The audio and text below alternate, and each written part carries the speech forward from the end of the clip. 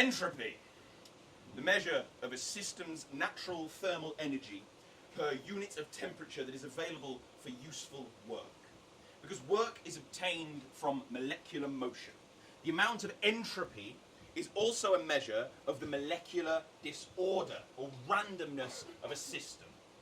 The concept of entropy provides deep insight into the direction of spontaneous change for many everyday phenomena. All spontaneous processes are irreversible. Hence, it has been said that the entropy of the universe is increasing. That is, more and more energy becomes unavailable for conversion into work. Because of this, the universe is said to be running down.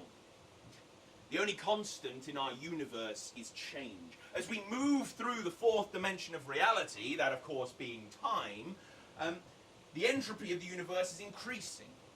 Stars burn out and die. Black holes consume all matter and light in their reach, and galaxies darken. What began as an explosion of all reality, the creation of everything we have seen, from gravity to magnetism, to galaxies, planets, stars, supernovae, and nebula, to planets, life, evolution, Ursa, consciousness, it all inevitably decays as we trundle towards the blackest of nights. Excuse the chest. But what relevance does entropy have to my letting agents? What need doth the landlord have for an understanding of the eventual heat death of the universe? What need does the parasite have for the knowledge of the fundamental concepts of change and decay? I'm not questioning the fact that you checked our carbon monoxide detectors. In fact, I'm actually very thankful that you did. And the fact that you did that is precisely why it's gone off. What do you think a carbon monoxide detector does? No, sorry, I didn't mean to be patronising. You clearly have no idea, because the correct response to our carbon monoxide detector went off last night is not, that shouldn't have happened. Yes, it wasn't going off before, and now it is. That's because when time passes, things change. Okay? All I need you to do is your legal requirements as the letting agent, and do your best to make sure I don't die in my sleep because you didn't fix the shitty boiler when it needed it!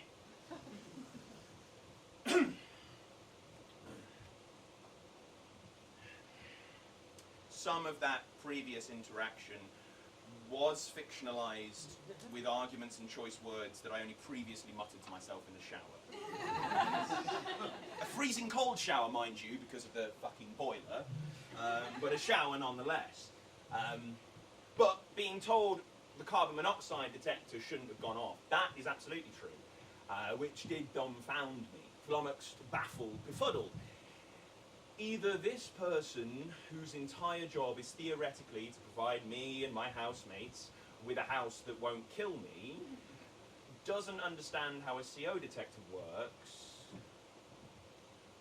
But that's the end of the sentence, because there's no other explanation for why you could say that sentence. Welcome, anyway, to my home. I'm Canning.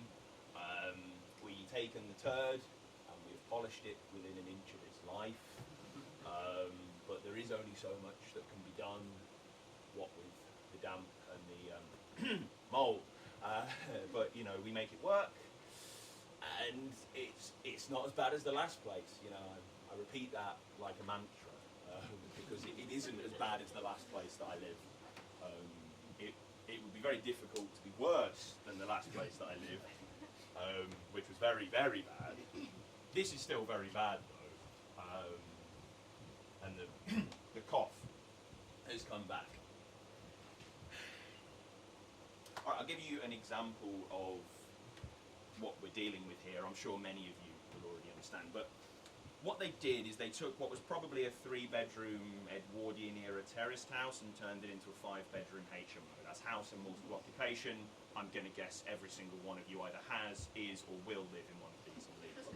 Okay, and they had the idea, which is very nice of them, to turn one of the bedrooms into a bathroom so that you wouldn't have 5 people sharing one shitter. And so we'll do a visualization, we'll work through it. So the door is here, that's where the door is. It's probably about as wide as the Scratch and Tickle flag. And here was a lovely tall window at one point. They put the sink here, perfectly cromulent place to put a sink. And then here, they put a bath, which is lovely. You don't always get a bath. Very nice, nice to have a bath. Now, it's what they did here that really makes them special. They put a shower there, which means they blocked up the window, which means there's no window, which means that I shit in an unventilated steam room. And due to the maximisation of space, there's nowhere else to dry our clothes, so I shit in an unventilated steam room, which is also where my clothes are. So, you heard that. We'll raise our first glass to stupidity. I don't often endorse calling people stupid or idiots, even though they often are, because the concept of being stupid is so tied up in racism and classism and academia and just a whole load of bullshit. Most people who get called stupid aren't stupid. They're people with coherent belief systems and have different skills than you do. You know, even fascists aren't stupid. They think what they're doing makes sense. They're wrong, but they're not stupid. However, letting agents are fucking thick. You'll notice there I defended fascists before letting agents. Let's not dig into that. Or in fact, let's. Because clearly letting agents don't see a problem with the parasitic system of landlordism in capitalism, where all of my income goes towards decaying property that's rotting my lungs. However, unlike a landlord, they get paid a salary. They don't take the rent. They're letting agents. That means they're workers, labourers, class traitors of the rentier class. A lot of them will rent themselves, despite being the same hired goons that the landlords get to dole out their squalid housing to the masses. If they were smart, either they wouldn't be a letting agent, or they'd be a landlord. Or they could find a way to contribute literally anything to society instead of doing property viewings, promising they'll fix the damp that's clearly been there for years. Every letting agent I have had the misfortune of meeting has either been unfathomably stupid, heartless, or both. To quote my current letting agent, "If we did that, it would slow down how quickly we conducted your repairs." Fair enough sentence. Number one, what fucking repairs? Number two, the thing that we were asking them to do was to obey the law.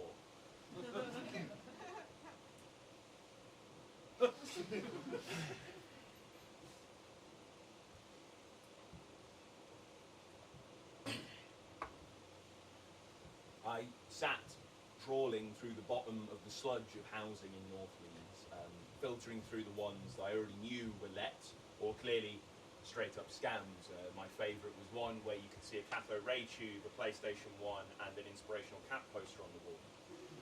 Dated it slightly, as older than me.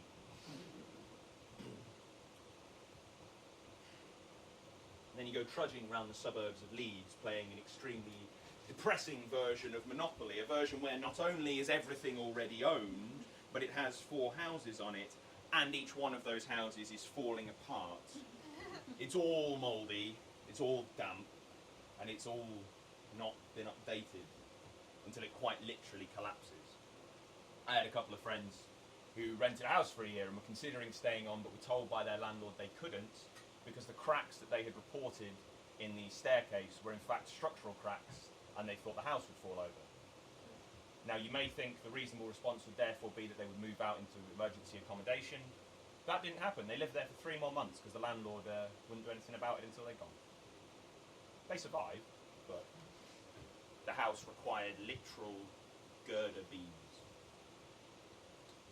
And even when they do repair it, you know it will be the cheapest, shoddiest, most half-assed repair job. So you roll the dice every year. You know, different sizes, different areas, different budgets, different needs, and the mould just grows ever thicker. Not just on the walls, but on your lungs and on the collective souls of everyone who has the misfortune of being within the system. You think about it, I'm going to assume most people live in North Leeds, and there's three, four main areas of housing. You've got your Headingley housing, your yellow sandstone, that's well over 200 years old. You've got your Victorian and Edwardian red bricks, they're 100 to 150 years old. And you have your 1930 semis, they're coming up on 100 years old. There is no other option for affordable housing in North Leeds. And these houses in many cases haven't been touched in years, if not decades. Every year they continue to decay, made more of plasters than unmarked flesh. But round and round the board we go, roll the dice and play the game, from landlord to agent, landlord to agent. And much like Monopoly 2, it eats away at your life. I cannot count the hours that I have spent arguing, fighting, calling, emailing, texting and reporting the various violations of laws, standards and rights that every landlord I have met has committed. Safe in the knowledge that we have not the time, energy, money nor institutional support to fight back. Even in the worst case scenario, they get a fine. They might even have to sell one of their properties. But not to me, and not to you. Definitely not to you. To another leech, another parasite. Sometimes a little leech, sometimes a really big leech, huge leech. There are landlords in Leeds who own thousands of properties, each one cared for less than the last.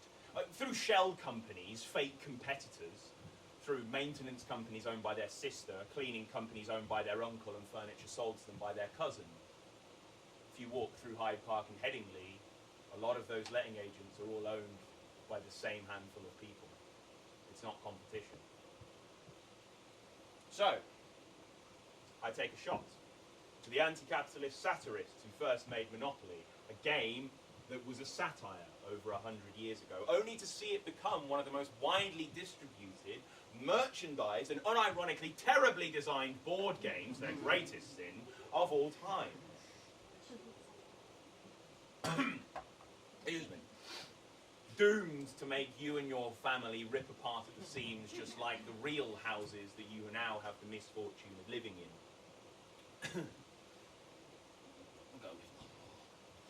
For warmth.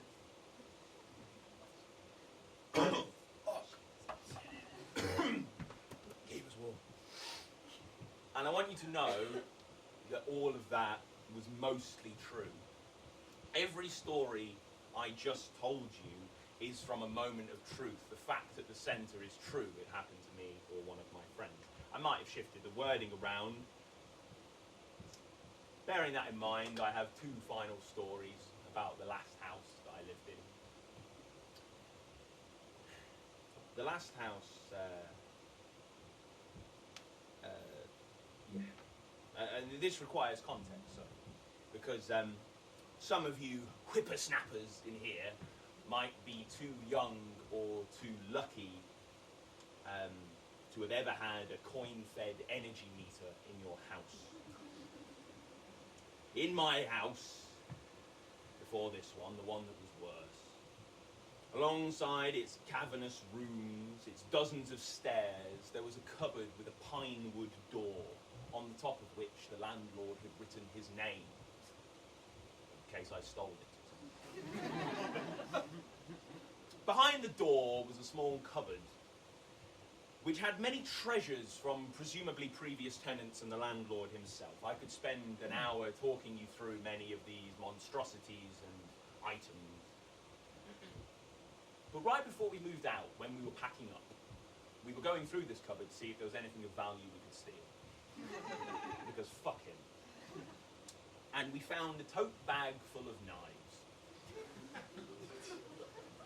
A tote bag with 40 very large kitchen knives. That's true. We didn't touch them. We opened the bag, saw them, and tucked them back behind the gas pipe where they were, so as far as I know, still there.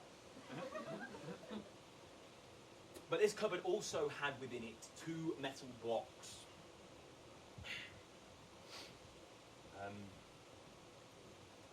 These were the gas and the electric meters, about this big, sort of.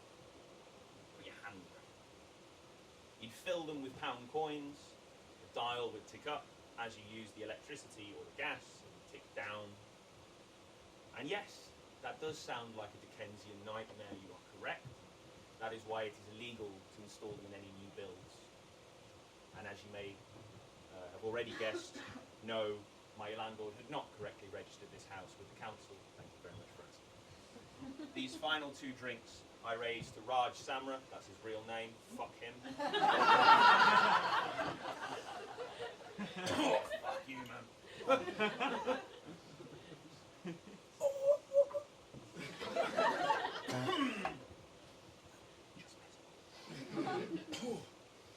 I raised them to Raj and his metal hounds.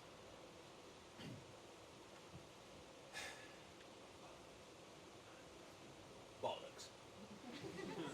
That was the last pound we had to feed the archaic, grizzled shell of the flat, that according to the council is legally one family home.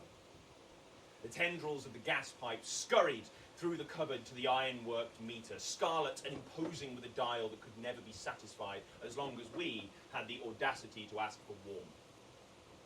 Opposite lurked the cold silver of the electric. It irks me because it reminds me of Grandad, who was a metal sprayer. I hope he had nothing to do with the little bastard who ticks down hour by hour and turns off my alarm clock in the middle of the night. Its now sort of illegal hunger can never be sufficed. The 2 block-headed beasts stoically stare at each other and at us, reminding us of the cost of just staying warm, and the sly, cheap, lazy bastard who owned this house and had not fixed anything since 1989. The iron stares never softened.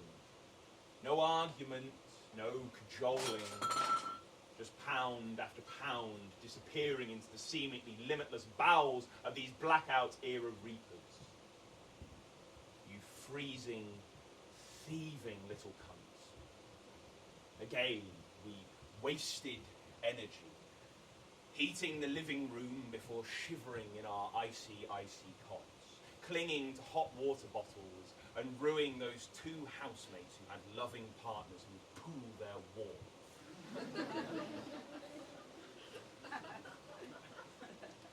Raj's winged monkeys sat unmoving, entwined in pipes, cables, and despair. The clink of each small offering followed by the clunk of the off switch. The shriek of a shower gone cold, or the plunge into darkness. And the fucking cough won't go away.